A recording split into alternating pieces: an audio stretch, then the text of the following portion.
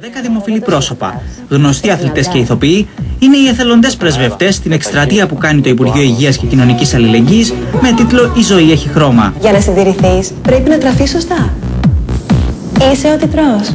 Κύριος στόχος είναι η ευαισθητοποίηση και ενημέρωση των νέων για προβλήματα όπως τα ναρκωτικά, ο αλκοολισμός, ο σχολικός εκφοβισμός και το κάπνισμα. Πάρε καθαρές ανάσες χωρίς τσιγάρο. Η ζωή έχει χρώμα. Βρες το δικό σου.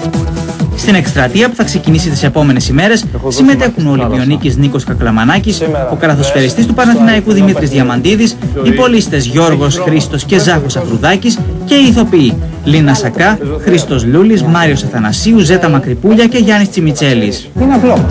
Πες όχι στα ναρκωτικά. Η ελληνική πολιτεία με φαντασία και καινοτομία τολμά να μιλήσει στη γλώσσα των νέων, να τους αγγίξει, να τους καλέσει να γίνουν οι ίδιοι πρεσβευτές και εθελοντές στον αγώνα που καταβάλουμε για την διάδοση των αξιών της πρόληψης.